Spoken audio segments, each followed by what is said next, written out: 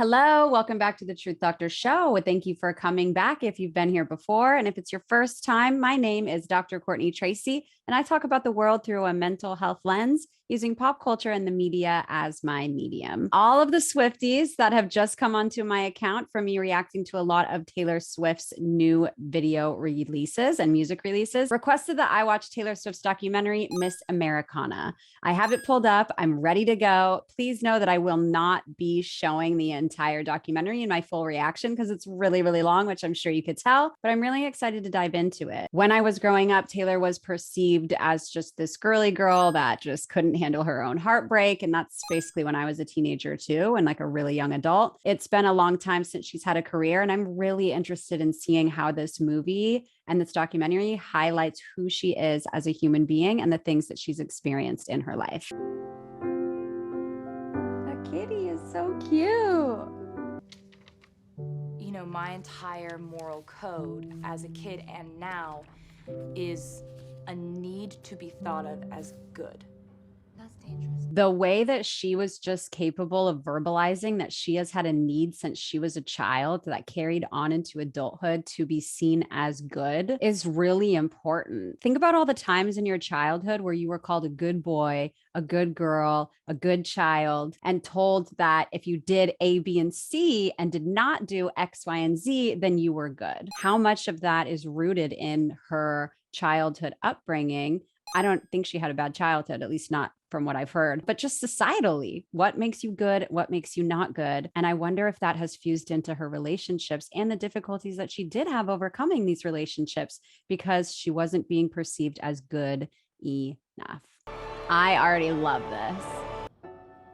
You are not nominated.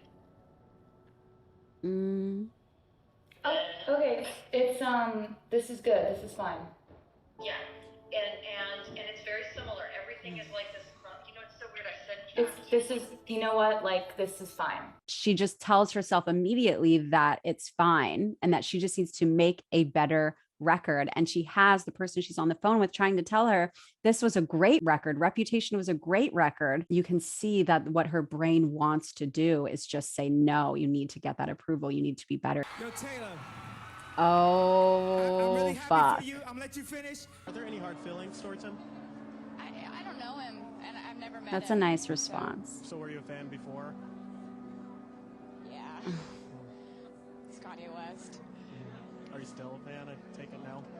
You know, I don't know him, and I don't want to start anything because I just, I had a great night tonight. It's a really great response from her. I thought that they were booing Oh, me. she thought they were booing For her. someone who's built their whole belief system on getting people Yes. to clap for you, the whole crowd The booing whole crowd booing. is a pretty formative experience. Yes. Thank you so much for sharing it like that, Taylor. Wow. But like, do you really care if the internet doesn't like you today, if your mom's sick from her chemo?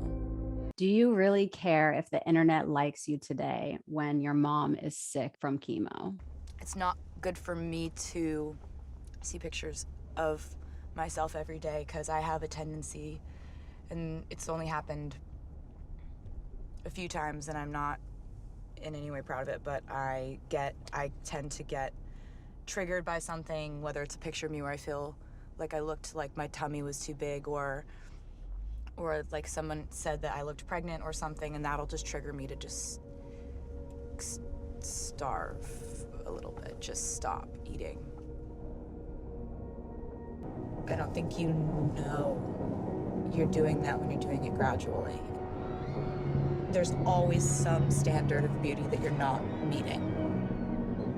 Because if you're thin enough, then you don't have that ass that everybody wants. But if you have enough weight on you to have an ass, then your stomach isn't flat enough. It's all just fucking impossible.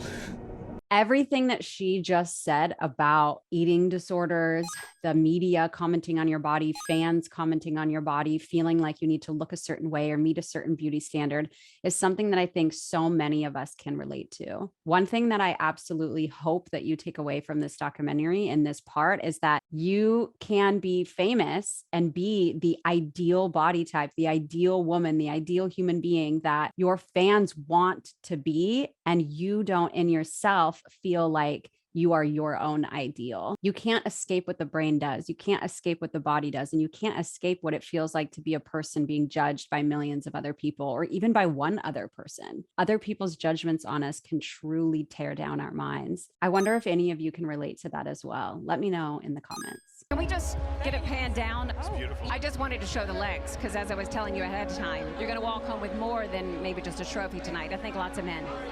I'm not going to walk home with any men tonight. Kanye West recently dissed Taylor in his new song Famous. The song contains a lyric calling Taylor Swift the B word. I feel like me and Taylor might still Why? have sex. Why? I made that bitch famous. Kanye had said all along that he got permission. Taylor denied it. Kim Kardashian released video of Kanye West secretly recording his conversation. I mean, thanks for being like so cool about it. Oh my God. Oh my God. When people decided I was wicked and evil and conniving, Played the victim for a and decade. not a good person, that was the one that I couldn't really bounce back from. Okay. I remember that happening with Kanye West. I did not remember that he came out with that song. I did not know that that song created a catalyst of hate towards her. I did not know that she disappeared for a year. I did not know that so much of that happened. And to see so many people around the world treating her like this, so much judgment that she disappeared for an entire year, like retreated. She retreated. That's so hard. And I liked how she mentioned like that there wasn't like, it was all extrinsic worth. There was no intrinsic internal worth. It was always like, I need to do good. I need to be a good songwriter, a good musician, a good singer, a good this and that for everybody else, without building herself up and without having a partner to help build her up as well, to build this unit. You know, she said she has her friends and family, but to build this unit of protection against things like that. She was so focused on only the external that when the external turned on her, she felt like she had no other option but to retreat. I just see her as so much of a human being right now. President of the United States. Their opinion is so ignorant. They don't know what they're talking about. I think they are the ditzy twits. These are the dumbest bimbos, with due respect. Bimbos? These are callow, foolish women who deserve to be slapped around. Absolutely. Throughout my whole career, label executives and publishers would just say, don't be like the Dixie Chicks. That deserve to get slapped around. I can't stop thinking about that. But a nice girl doesn't force their opinions on people. A nice girl smiles and waves and says thank you. A nice girl doesn't make people feel uncomfortable with her views. It's my right to vote, but it's not my right to tell other people what to do. Right there, sister. Come on. I was so obsessed with not getting in trouble. I was like, I'm just not gonna do anything that anyone could say anything about. Okay. All of those statements that the media was making about the Dixie Chicks making that political statement, and then what Taylor just sort of reiterated in terms of like, you're not supposed to do this, you're not supposed to do that. If you're a country music singer, if you're a woman, if you're a human being, so many people say this shit about therapists too. I'm not allowed to have a political view. I'm not allowed to have a religious view. I'm not allowed to judge anyone. I'm not allowed to laugh or do react videos or do it. But all of that is absolute and complete bullshit. There is a difference between being a subjective human being and sitting in the room across from somebody, providing them an objective opinion. You have to understand that when people become musicians, when people become therapists, when people become lawyers, when people become whatever, our whole lives before that point don't disappear. It's important for therapists to be able to say that. However, when it comes to a musician and a singer, there is no ethical guidelines. There is no legal guidelines that should restrict Taylor Swift from being able to say whatever the hell she wants to say about any of these arenas of the world that we live in today.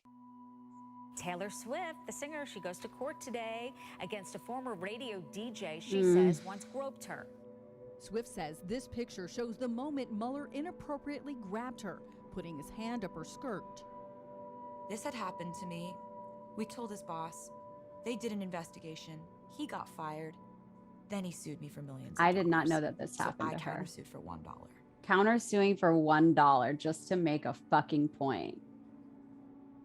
I love that. Courtroom, you don't feel a sense of any victory when you win, because the process is so dehumanizing. So dehumanizing. Yes, yes, yes, yes. This is yes. 7 witnesses in a photo. What happens when you get raped and it's your word against his? Exactly. This day a year ago was the day that the jury sided in my favor and said that they believed me.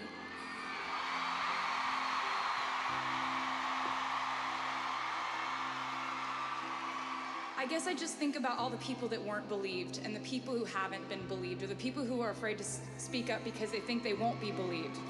And I just wanted to say that I'm sorry to anyone who ever wasn't believed, because I don't know what turn my life would have taken if people didn't believe me when I said that something had happened to me.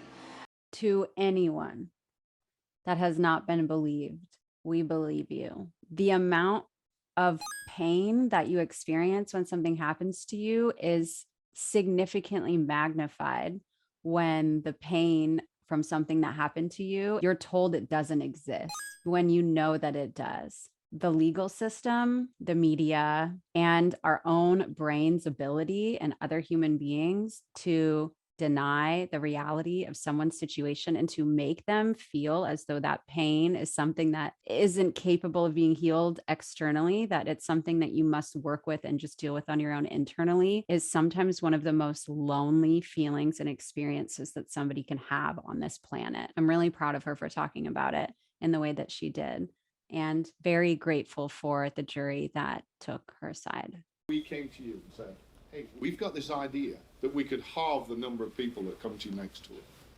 The other thing, just from a security So standpoint, you think Taylor Swift comes out against Trump. I don't care if they write that. Yeah, you I'm shouldn't care sad if that they I write didn't that. 2 years ago, but I can't change that.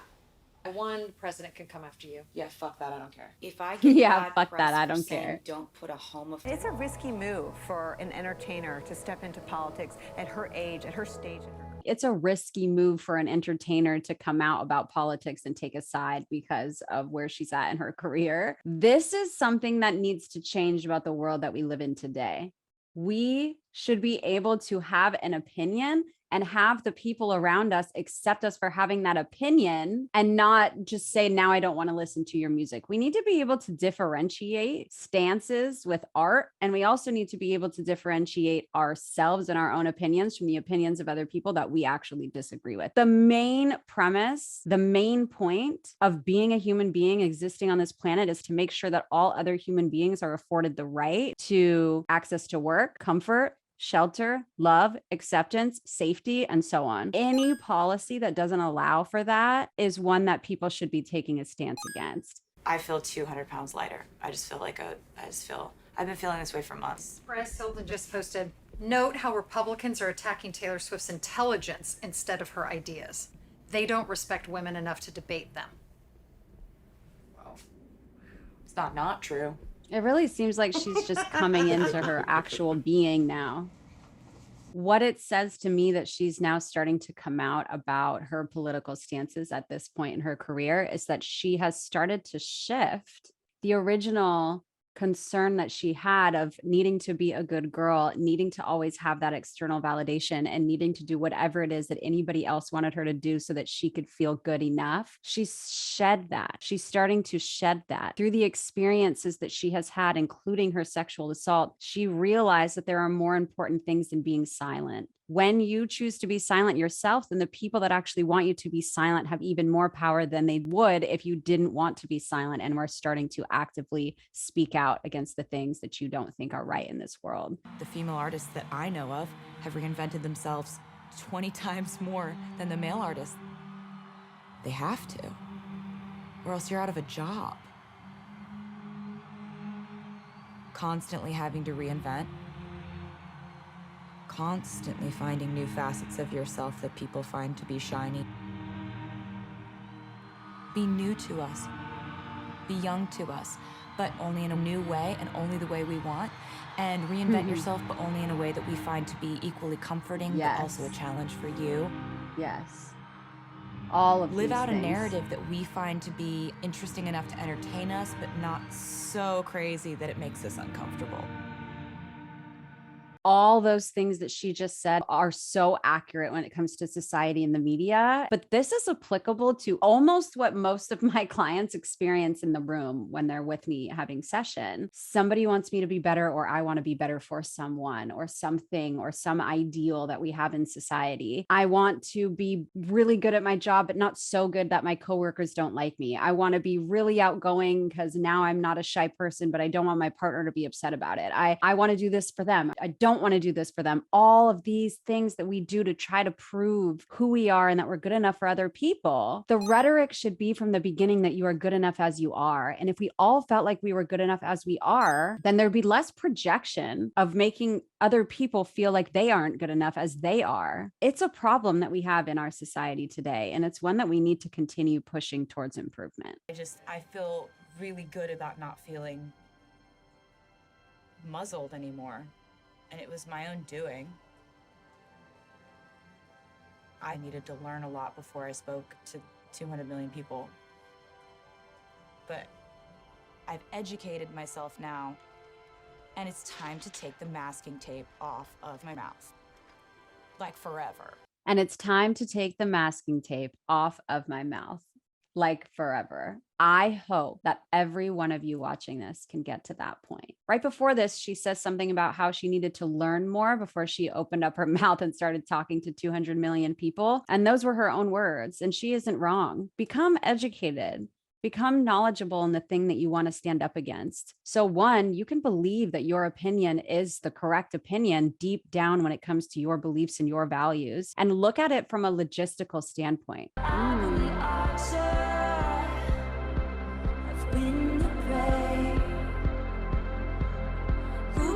I love that line.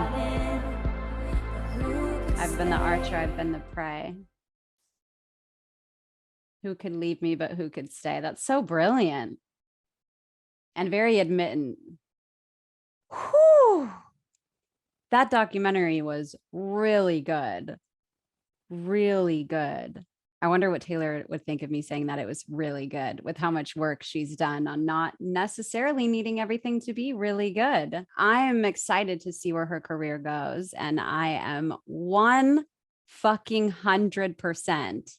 a Swiftie.